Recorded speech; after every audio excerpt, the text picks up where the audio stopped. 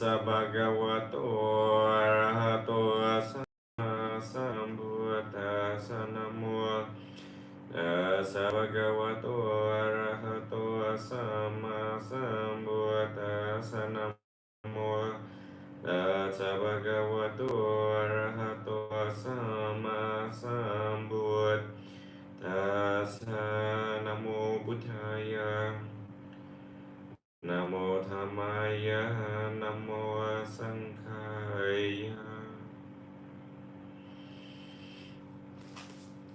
So good morning. What is it? Morning now? Yeah, it's morning over there in the United States. Good afternoon and into the evening here at nighttime here on the Southeast Asia side of the world. Let me put the Buddha down for a second. Wanted to share with you all something, but my laptop's going to, let me see how many percentage it's got left. 30%. Okay, so we're good. I wanted to capture this moment in time as a diary, sort of like a diary, so that I don't forget. A lot have transpired over the past 72 hours. From now on, when I go live, let me see here.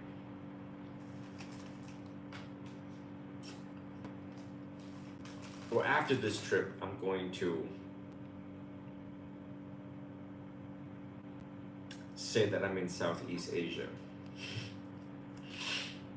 I'll tell you all here why in a little bit, but I just wanted to say that I hope to stay here for quite some times, and I don't want to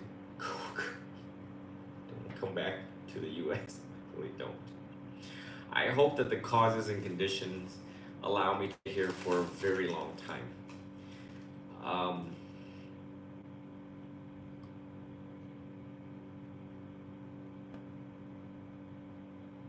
I just got off the phone with an abbot, and we kind of exchange back and forth, and he wants to learn English and I want to learn his language, and I just wanted to stay here for a good time to reflect and write and finish my book once and for all. That's one motivating factor. But the people here in Thailand are so beautiful. Not only that they're so much into the heart of giving, of practicing dana, their level of respect for the monastic order is impressive, to say the least. Impressive. I haven't gone live in TikTok here, so let me make sure. Okay. We'll get to the statue here for a second. It's actually two statues, one right over there of Langpo Sot, and this is our one and only historical Gautama Buddha. It's made of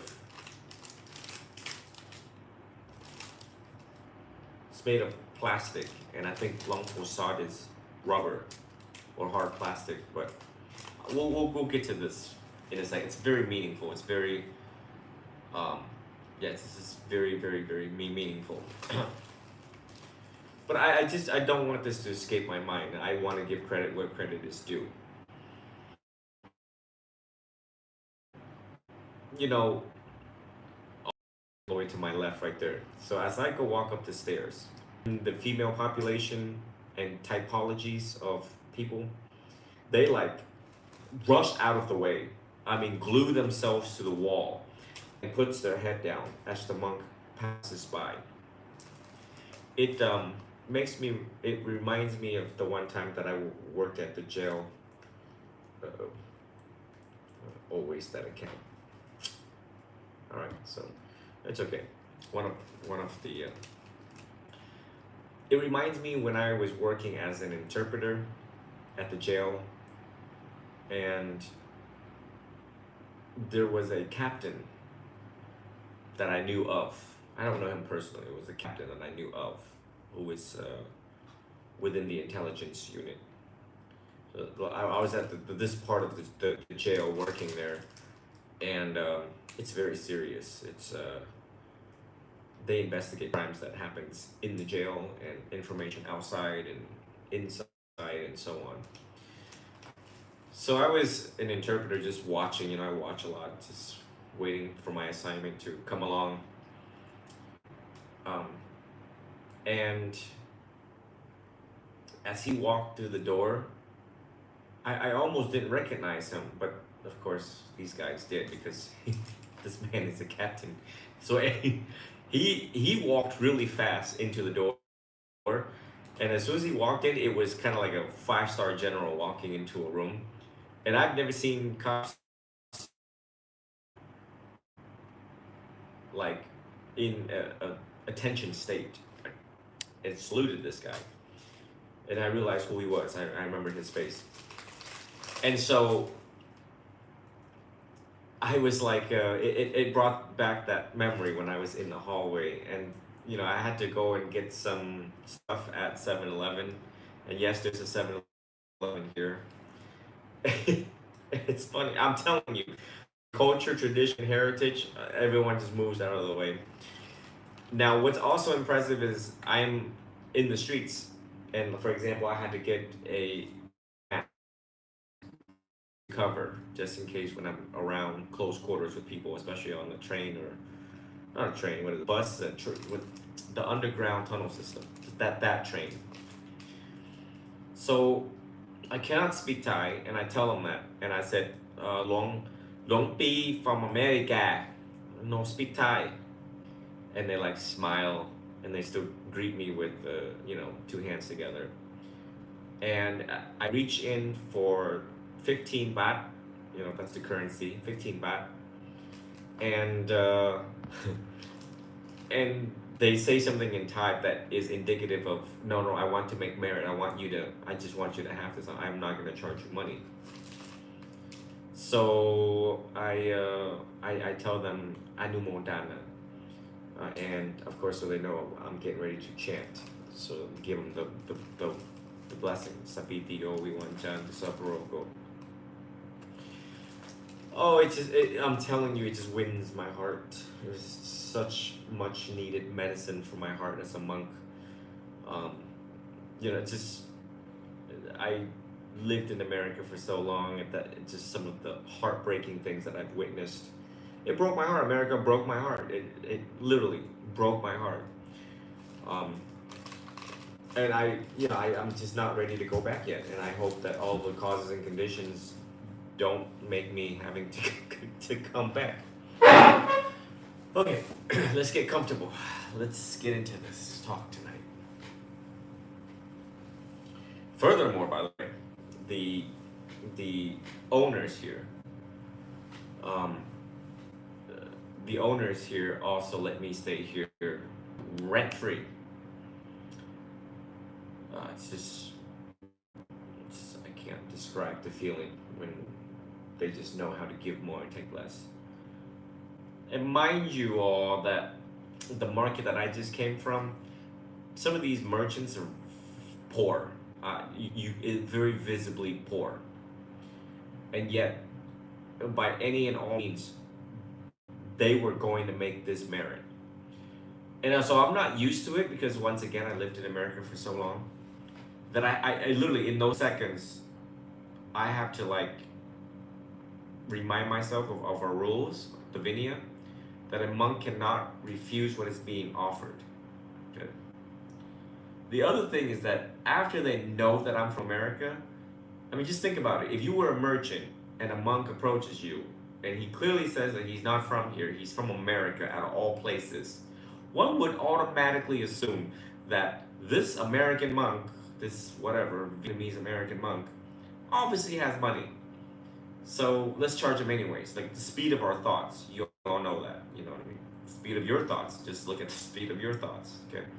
Nonetheless, a merchant's speed of thinking, the chitta. That was just very impressive. They didn't like hesitate or anything. Like, when I'm encountering with people, And by the way, folks, this is why it's important to be mindful, because you all know I conduct research when I'm out and about in public. That means I carefully um, watching their behavior. I'm measuring. I'm trying to collect data about the people, the place, things, and so on and so on. And so as the transaction is unfolding, there will be moments where they're within the microscope of my eyes. So I'm just watching their reactions. Um, yeah, this is a very beautiful thing. I've been invited to Myanmar. I've been invited to elsewhere, India. I've been invited to Italy. So I can't wait to just observe and watch and report back to you all my observations and findings after going there. Tonight I went to the Buddhist store. There were some items that I wanted to get, I needed to get. I didn't realize my stay was going to be this long, so I needed some more angsa, which is the tank top that is in the inside. As I was there, I saw a rubber statue. So it's plastic, but I swear it feels like rubber. So rubber, plastic, same thing, right? Let me see. He feels plastic, but I swear the other one is like rubbery. So this is Long Po Sat. Let me pull up his bio so I get it right, real quick.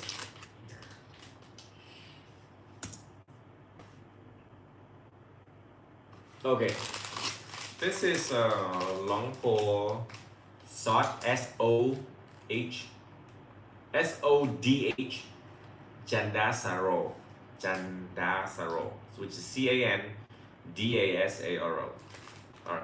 So I don't know all of the arms that roams Thailand. Because I don't study their history. I should, but I did not have the time to study. So you can put Wikipedia Luang Pu Sot Candasaro. Monk who served as the abbot of Wat Pak Nam Basit Jarion from 1916 until his death in 1959. He founded the Thai Dhammakaya school in the early 20th century. Not to be mistaken, the other Dhammakaya, the one that was established in 1970. So he's considered like the old school original founder of Dhammakaya. Okay, he became a well-known meditation master during the interbellum in the Second World War. He played a significant role in developing Thai Buddhism during that period. He is considered by the Dhammakaya tradition to have rediscovered Vijja Dhammakaya, a meditation method believed to have been used by the Buddha himself. Since 2000, some scholars are pointing out that Luang Pu Sat also played an important in introducing Theravada in the West, a point previously overlooked. So that's who he is. The details remarkable as you compare this statue. Okay, so I first and foremost I wanted to get Luang Po Cha, which is AKA Ajahn Cha. But he was very expensive, and there were many shops, so I just kept on walking. So something told me just keep walking. You don't want to buy it now because you have to carry the statue as you're trying to explore some of these shops. I was also looking for an angsa on the outside. I'm sorry, the sangati on the outside. Some of the newer sangatis have logos on them. They look pretty cool. And I just wanted to ask around. No one has it. So I came across this old lady. She was so adorable. She was so adorable. She sold to me Luang Po Sat and our one and only historical Gautama Buddha for 1,000 baht each. Doesn't matter the size. It's 1,000 each. We went from 1,200 to 1,000 baht. BAHT. I don't know the conversion of that, but I think it's like, I don't want to take a guess, 30, 60, 90. So it's like $25, which is a lot of money here in Thailand. And she told me I'll never forget it. She said this is gonna be the last statue that this is the last one she's selling. She says I'm not gonna get any more. And I said why? And she says because of my age. And like the whole time I'm encountering her, I forgot there's just so much going on. So I'm like super excited over the statue that I am overlooking this human as part of the first noble truth. And she says because of my age, and it hit me. I was like, oh. Then the husband was also an adorable gentleman. I didn't have enough money, so I go wander off to an ATM. He follows me because he knows I went the wrong way, so he chases after me. He takes me to the ATM. It's adorable. I'm in the store. I'm getting stuff for like forest Thai stuff, like serious stuff. And so I was short. I'm trying to just look for things, and he's trying to make himself useful in the store. And I was just wondering, and I'm just like, why is he in a rush to bag some of these things up when I'm not done shopping? Then I connected that together, and I had like instant compassion for him. I realized because of their age, and the store is located all on the inside or on the outside of the main road, that they get excited when there's actual customer that goes into their store because the customer has to walk for so long to find their store.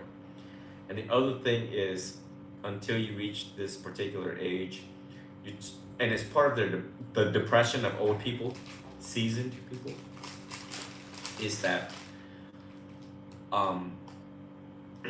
naturally, right, from all of the things that I have read in psychology research, is that they feel not as useful anymore as when they were younger. So it's just the self-defeating negative self-talk, as we all can imagine when we get to that age, depression amongst old people. And there are articles written to encourage them. You do have wisdom to offer. You still have a lot of things to offer. So I put that together. I was just like, oh my God, these people are so adorable. I just want to stay here and teach them Dhamma the entire day and night until they reach enlightenment. I didn't want to leave their sight. So now, why did I do this? Thing is heavy, by the way. It's not like plastic, like light. Why am I dragging these statues back to the United States, which we don't have? I haven't seen one of these statues at an actual Buddhist Thai temple at where I live. And tomorrow I'm coming back for Ajahn Chah. Everyone knows, everyone is so inspired by Ajahn Chah. And I have to compare and contrast Ajahn Mun. And I'm not sure if Long Po Sat and Ajahn Mun is within the same era. I can't remember. But Ajahn Mun was Ajahn Chah's. Oh man, so many Ajahn. I'm getting Ajahn Mun, not Ajahn Chah tomorrow.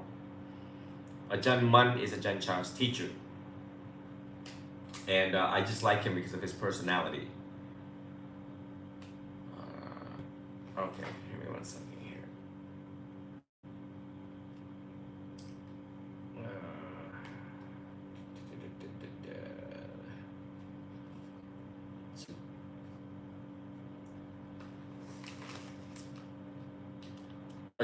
Ajahn Mun's, something about Ajahn Mun's face that still lives until this very day. If you ever put Ajahn Mun, Ajahn AJAHNMUN into Google, and the way he looks at the camera, the way the picture was taken of him, I swear it feels like he's still here with us. There's what we call tongue, trong con mắt. Tongue is like soul, It's adjective, not a literal soul, because in Buddhism we deny the existence of a soul, because we assert after you die streams of consciousness continues. But it was so realistic that I wanted to bring back these statues, to sit there and meditate in front of them. It's no different than when the 9 qualities of the Buddha, when we, that's why Buddha statues are so big. And I've yet to release some of the pictures at some of these statues, so big. It's unbelievable. Like the one where I met Mike, one of my TikTok fan on TikTok that I posted on TikTok. It's so huge. But when we think about the Buddha, somewhere down the line it creates this distance that there's no way we have these natural doubts that arise. There's no way that we can become a Buddha. There's no way that I can achieve Buddhahood or Arahant or da-da-da-da. So, when we look at Long Po Sad, for example, and tomorrow Long Po Man,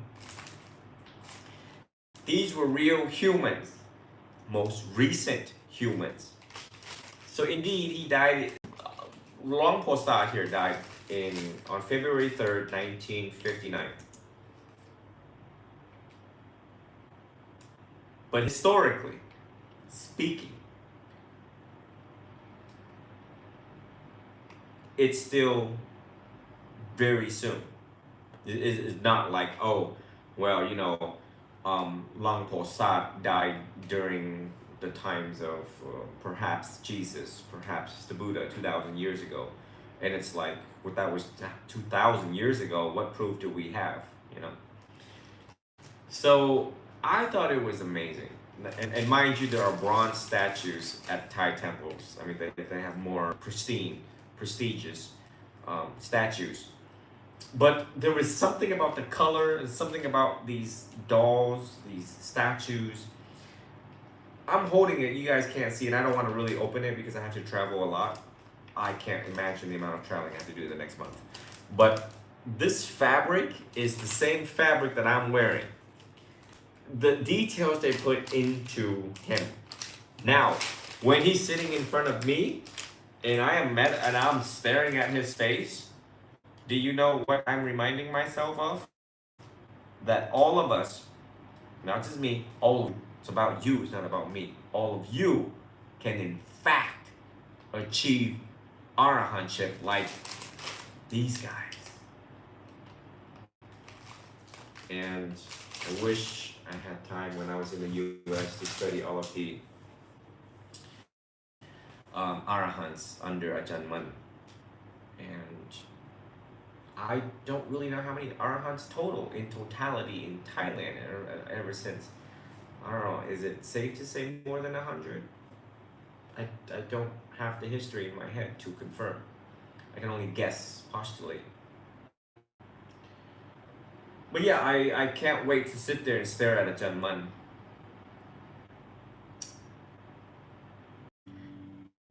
By the way, since my mom came with me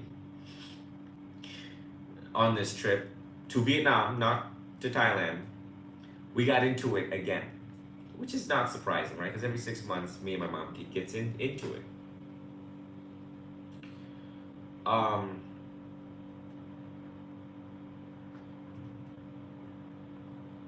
And my suffering is awesome. I look at suffering as an awesome thing. Anything that causes me suffering is an awesome thing. I hope you all are inspired by that statement. Anything that causes you suffering can be awesome if you change your perspective and look on life. Because it pushes you towards the path to sainthood, which is Arahantship. And 2 of the students that I've met had family issues, toxic family issues. And I had to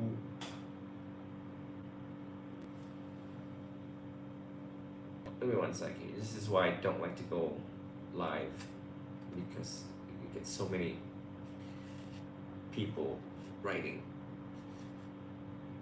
all sorts of things on there. um,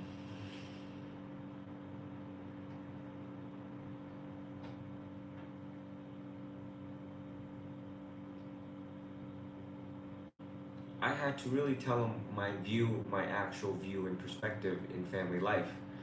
And sometimes you do have to cut off family if they cost you peace.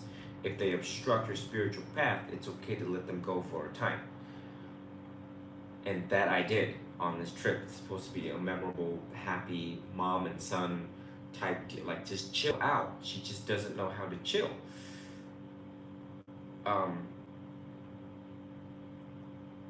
And so it causes this disconnect, but I'm okay with that. You know what's happening with me and my mom teaches me not to be attached. I was already non-attached to her, but it just reinforces it again. So what we find attractive with anything, we also find the unattractive nature of it. And you know, I love my mom to death. I think I owe her a lot, just because she raised me and loved me and cared for me and stuff like that. But her ego is a big contributing factor of how I cannot cling on to her, I cannot attach on to her, I cannot and it's her karma. Whatever it is that we do is our karma. Whatever I do is my karma. Whatever my mom does is her karma. And so these statues are going to play a very vital part of my life, and my students who will be sitting there and just sit there and just look at these statues and realize that these individuals achieved, in fact, was born on this earth, achieved enlightenment on this earth, on this planet, and passed away. And to the fullest extent, and the richness of history in these each Arahants, that people were willing to make machines and replicate them so that they are a living continuity of reminder to have faith in the Dhamma, that you can in fact achieve enlightenment. And I don't know, I think this is why I always repeat my teachings in some of the short videos, is because I'm just hoping y'all get the point. And it is no different than a priest repeating himself over and over again during Mass at a Catholic church.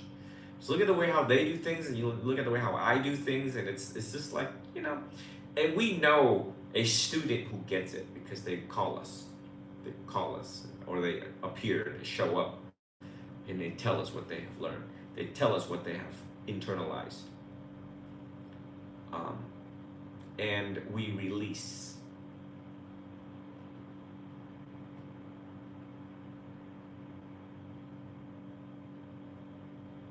I shouldn't say we. Well, actually, I can't. You all know the whole world's watching me, so I gotta be careful with my language and use and choice of use of words. I would say we because certain teachers also adopt this method, where, you know, for example, the Vajrayana tradition also adopt this method, where the student must show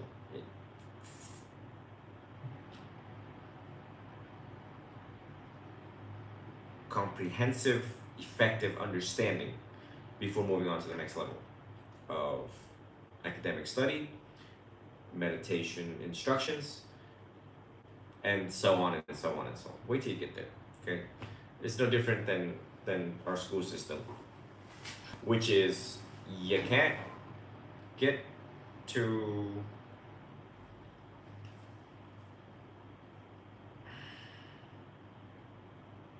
can't get from 9th grade to 12th grade without having to do the work. But of course, there's also exemptions, which is the GED. So, but that's also an exemption within my school, where a student demonstrates unprecedented level of intelligence, have good roots, or the capability of understanding the Four Noble Truths, then I let them have the cat in the hat, is what I call it. Okay. But enlightenment is easy. I'm telling you, enlightenment is easy.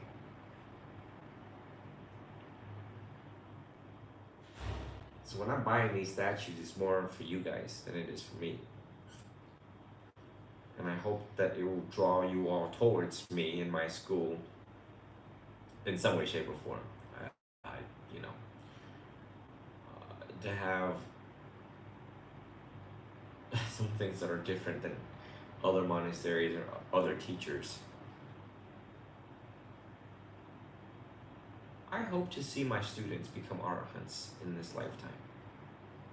I really do. I really do. With full faith and conviction, unshakable faith and conviction, that I need to cultivate as many arahants as I can. Stream enters, yeah, I have no doubt. There's a bunch out there. But we must keep our eyes on the prize temporarily. And I apologize because if we got like senior teachers out there listening, and maybe this sounds too idealistic, too fantasy-like. But I guess I'm on a different mission, different goal than everybody else.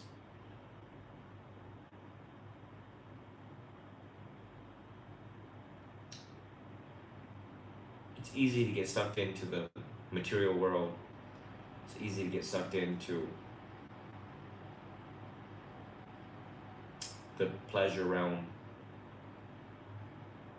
But once you see the impermanence in them, it's so unattractive to even think of getting near it, engage in it, try it out again, go back to it.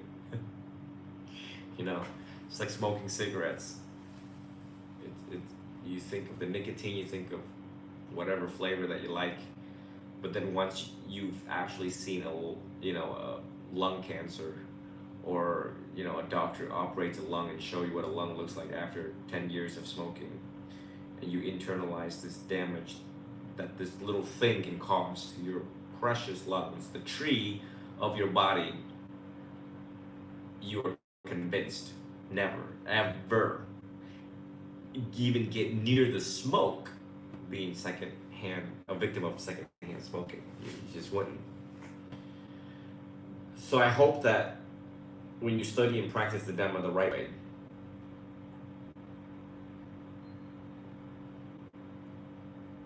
it does that for you. That when you see material and pleasure-provoking things, that you see the impermanence in it truly. There was a star not too long ago. What is his name? Let me see if I can pull it up here.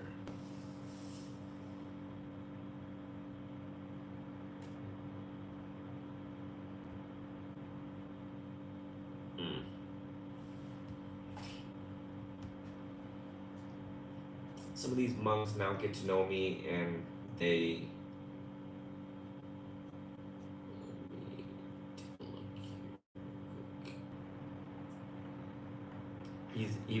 I think he's a star from India, I think.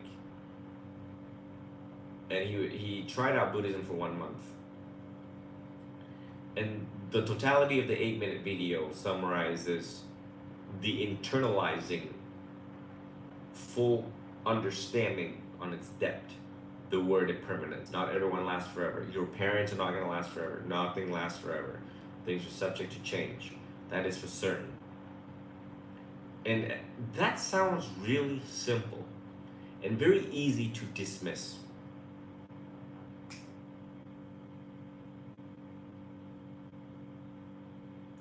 But it is at the crux of Buddhism that one fully understands impermanence. Do you understand it? Yes. Do you see it? Do you see impermanence in you, and do you see impermanence?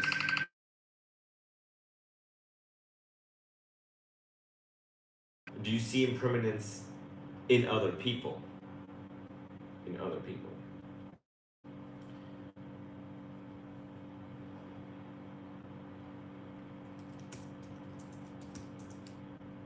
I apologize. Give me 1 second. This is important. I'm so sorry, folks. So sorry. Life of Jidao.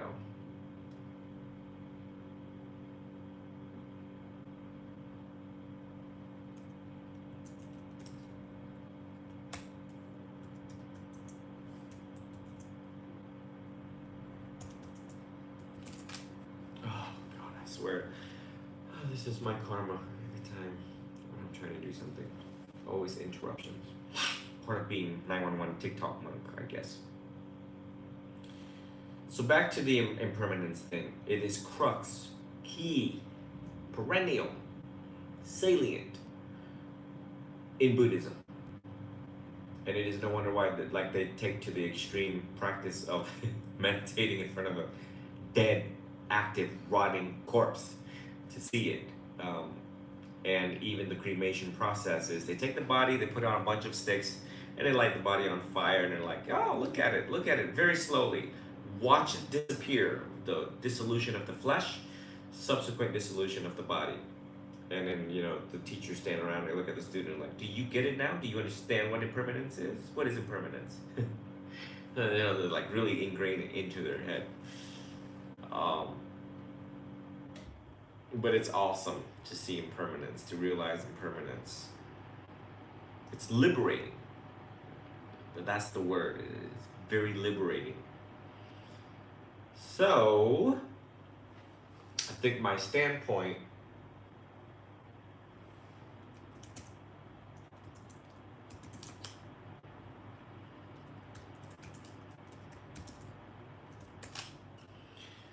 is and you know what? The hotel owners here, their teacher was their teacher's teacher was Buddhadasa. And I think Buddhadasa was very controversial in regards to the teachings on law, cause and effect, karma. And I think every teacher is going to have that particular standpoint, like Ajahn Sumedho's thing. I swear it's I'm going to postulate and guess because I've listened to his talk over and over and over and over again, and his thing is causes and conditions. I don't think you'll catch a talk without him saying causes and conditions. So I think his standpoint is going to be on causes and conditions. The late Vimala Ramsey, his thing was the 6 R's, right?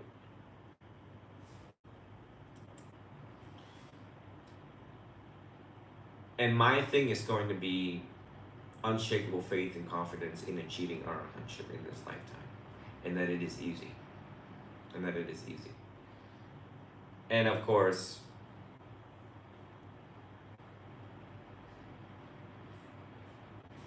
that's just my standpoint. That's it. It's they get to let. Someone's at my door.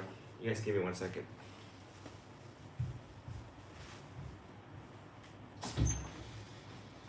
Sorry. Hello, I'm on a live video. Later. Oh, you need to talk to me? I Need something? find something. You want to go find? You want to come in? You can find. I was gonna call you guys, to see if you guys what you guys were up to, but the fact that you can be freezing somewhere. Yeah, it's fine. Oh, it's underneath here. You have to hide. I bought some statues. I'm giving a talk on some of the statues. I started to think that I did. That's why you guys don't want to hang out. No, we're just busy. The entire. Yes. Oh. Do you need to get all the way in here? No, I think it's here. Oh. Okay. I'm expecting another guest here shortly. So let me see here. So some of the monks that I have met, they were interested in my name. They were like, Ji Dao. I was like, oh, so what does Ji and what does Dao means? And my teacher gave me that name, and Ji means intelligent, Dao means the way. Okay? Ji in Pali, Vicha, or Nanya, and Dao is Maga in Pali. And they were trying to make guesses, and they were like, the way to practicing, the way, and I had to correct them, and I said, the intelligent way towards enlightenment. And when you think about intelligent way towards somewhere, something, now all of you in the West have a map on your phone, or at least you should be using your iPhone map to get from point A to point B, because in Florida, we have a lot of traffic jams and accidents. My goodness, some of the accidents. God. So I started to use the Google Maps. I'm sorry, not Google. The iPhone Maps itself. So it tells me when there's traffic jams and also. And then so that would be an example of the intelligent way to get from point A to point B. Now, in Buddhism, we have 84,000 teachings. There are so many types of meditation methods. There's so many type of this and that. One must ask, well, how? Well, Venerable Chi Dao talks about enlightenment. Oh, yes. Have a good night. Have a good night. Yeah.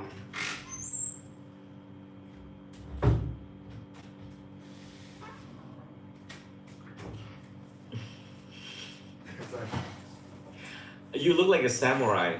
What you're wearing, you should like have a sword next time. Yeah, I think everyone would get a kick out of that. Everyone's like, well, Venerable Chi Dao talks about Arahant, like there's 4 stages to enlightenment, and he's already talking about the highest one. How in fact can we get there? Well, I came up with a program for all of you. Blessed are those who follow the wise. Blessed are those who follow the office of the wise. Blessed are those who follow a good, qualified, authentic, experienced teacher. And I don't know what to tell the people that were impatient, dropped out. I just don't know what to tell you. And you all know that that's your suffering. It's no one else is suffering, you know. So let me see here.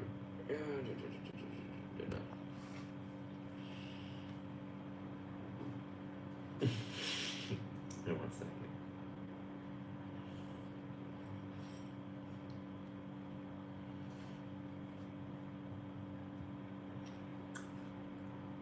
I don't know what to say to though. I just and I really don't know what to say just because I don't have time to think of words to say to those people who searching. That there's somewhat of a shortcut towards mindfulness, the attainment of mindfulness, the long, continuous attainment of mindfulness. Do I claim to be a saint? No. Do I claim to be an Arahant? No. Do I claim to be a Buddha? No. All I can tell you is I've learned how to live mindfully and often. And it's awesome. It's awesome.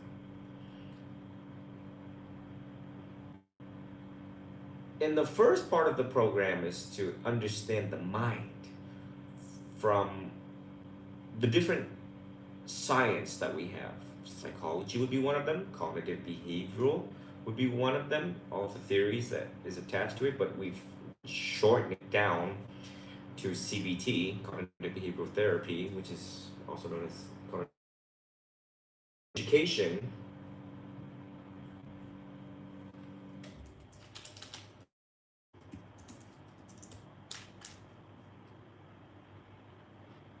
Um,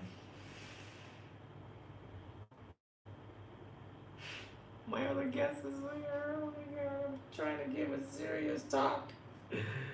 Oh Lord.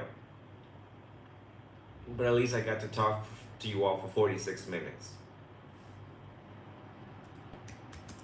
All right. How about this? We're gonna go into details about the program here shortly.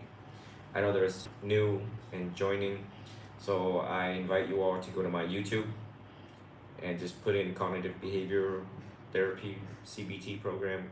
We'll talk more about it. The point of this trip is to also go into greater details once again.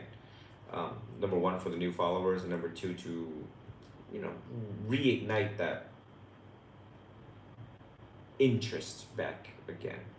There's much more to be said. Oh, I like to take a break at this time, so we'll come back in the next like 40 minutes or an hour. And then I hope to see all of you again. Thank you for your patience and thank you for your understanding. And since it is the teacher's fault at this moment, it's a great practice for all of you to have compassion and understanding and patience if you were expecting different or more.